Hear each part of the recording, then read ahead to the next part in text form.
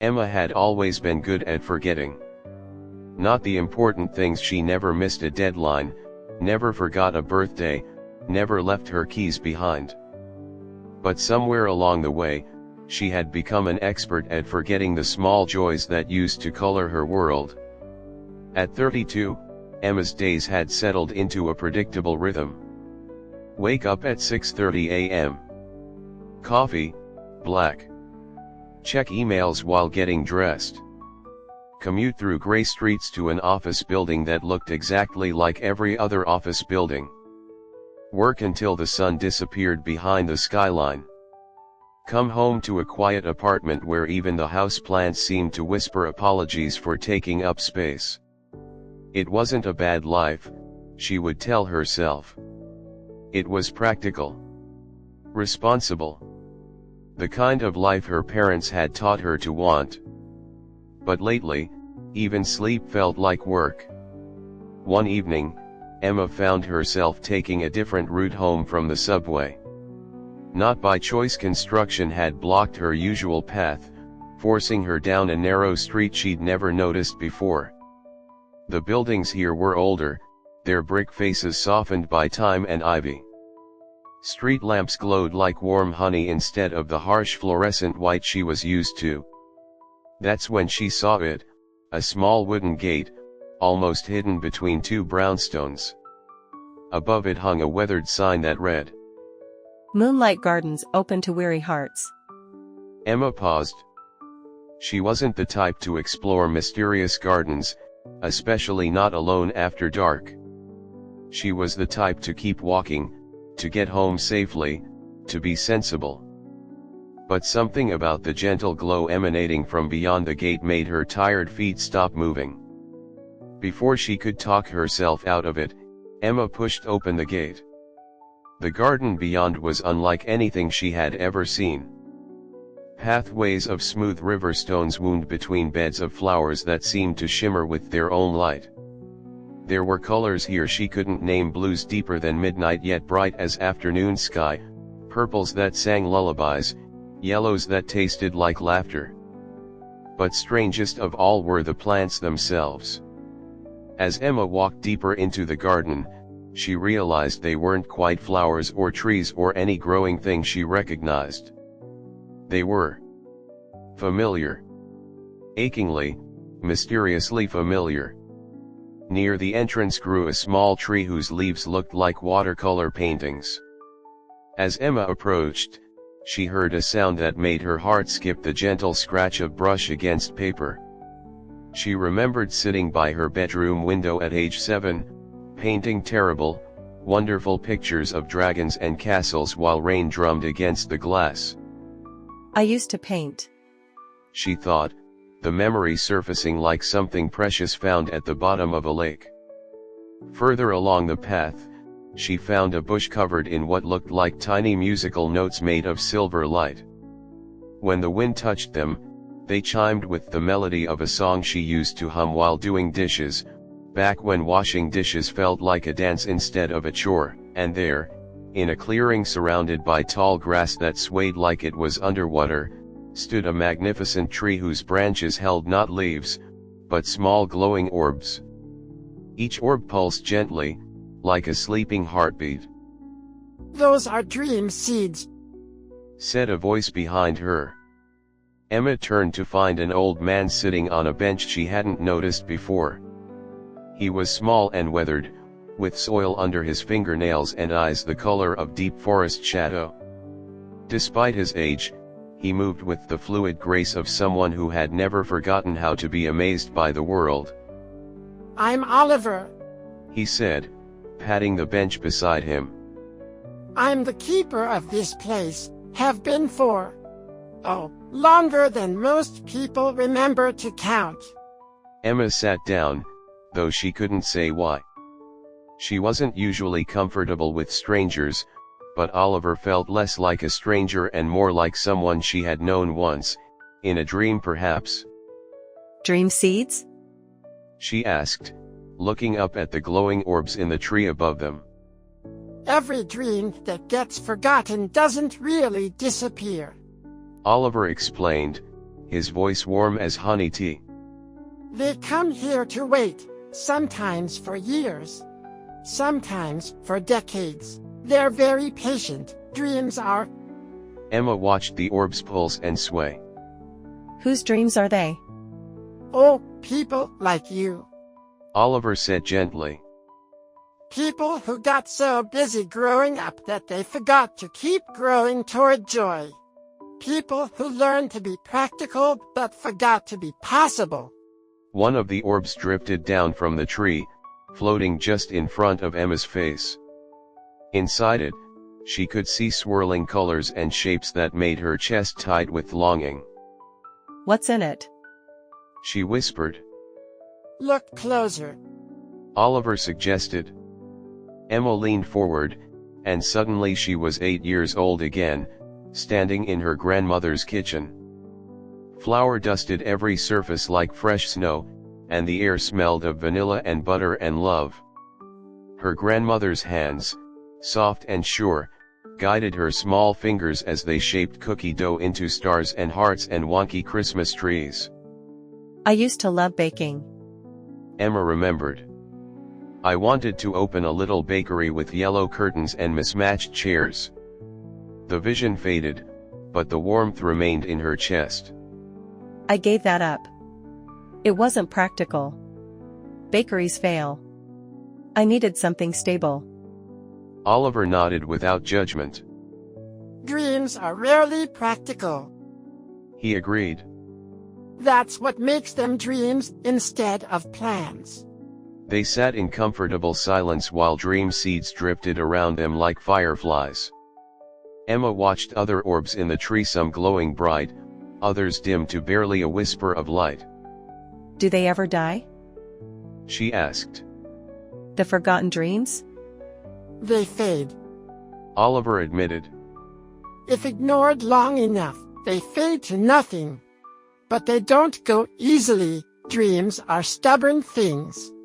They keep hoping their dreamers will remember. Emma thought of all the things she used to love. Painting, baking, writing stories, dancing in her apartment when she thought no one could see, taking long walks just to see what she might discover, talking to strangers in coffee shops, believing in magic. When had she stopped believing in magic? I don't know how to remember, she said, and was surprised to find tears on her cheeks. I don't know how to be that person anymore. The one who dreamed. Oliver smiled, and his smile was like sunrise after the longest night. Dreams don't ask you to be someone you're not, he said.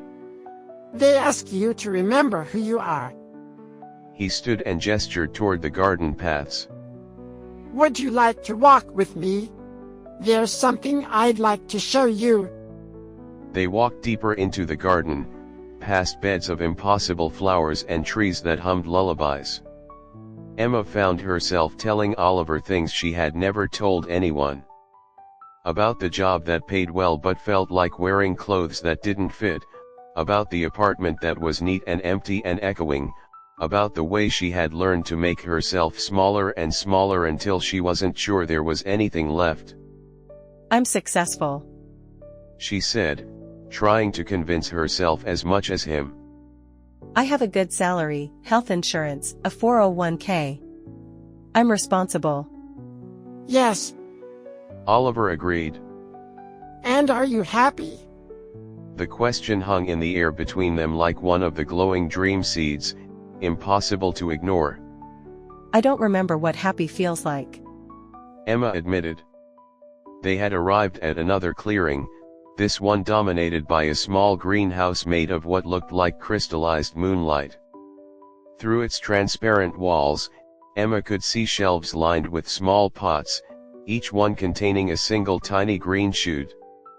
These are dream seeds that someone decided to replant, Oliver explained, opening the greenhouse door. The air inside was warm and sweet, full of possibility. They're small beginnings, but beginnings nonetheless. Emma walked among the shelves, reading the small tags attached to each pot. Sarah's pottery studio. Marcus's food truck. Lisa's travel blog. David's community garden. Maya's children's book. Did they all succeed? Emma asked. Oliver chuckled. Success isn't the point, dear one. Growing is the point, trying is the point. Remembering that you are more than your responsibilities, that's the point. He showed her to a small workbench where packets of seeds lay waiting alongside empty pots and rich, dark soil. Would you like to plant something? He asked gently. Emma's hands shook as she picked up an empty pot.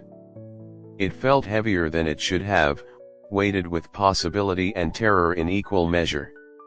What if it doesn't grow? She asked. What if it does? Oliver countered. Emma thought of the dream seed she had seen, the memory of her grandmother's kitchen, the smell of vanilla and love, the warm weight of dough in her small hands. She thought of the little bakery with yellow curtains and mismatched chairs, the dream she had buried under practical concerns and other people's expectations. Slowly, carefully, she filled the pot with soil. Oliver handed her a seed, not one of the glowing orbs from the tree, but a small, ordinary-looking thing that felt warm against her palm. This one's yours, he said. It's been waiting a long time. Emma planted the seed and watered it with tears she didn't realize she was crying. They weren't sad tears, exactly. They were the tears you cry when you remember something you thought was lost forever. It won't grow overnight, Oliver warned gently. Dream seeds need patience. They need daily tending. Some days you won't see any change at all, and you'll wonder if you're wasting your time. But Emma prompted, sensing there was more. But if you keep watering it, keep giving it light, keep believing it has the right to grow, one day you'll wake up and find that it has become something beautiful. Something that makes the world a little brighter than it was before. Emma stayed in the garden until the real sunrise began to paint the sky pink and gold. As the first rays of sunlight touched the dream tree, the glowing orbs faded to crystal clarity, still beautiful but no longer magical in the obvious way. will I be able to find this place again? Emma asked as Oliver walked her back toward the gate. The garden is always here, He said. sometimes hidden, sometimes obvious, but always here. The question is whether you'll remember to look for it. At the gate, Emma turned back for one last look. In the morning light, it looked like an ordinary community garden, lovely, well tended, but not magical. Just a place where things grew because someone cared enough to tend them. Thank you, She said to Oliver, but when she turned around, he was gone. Only the small pot remained in her hands, containing one tiny seed and infinite possibility. Emma's commute home that morning felt different.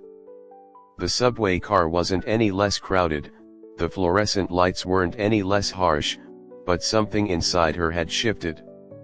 She found herself noticing things she usually rushed past: an old man reading poetry, a young mother singing softly to her baby, graffiti that looked like it might be someone's name written in letters made of hope. Back in her apartment, Emma placed the small pot on her kitchen windowsill, next to a cactus that had somehow survived 3 years of neglect. She watered both plants, whispering apologies to the cactus and promises to the seed.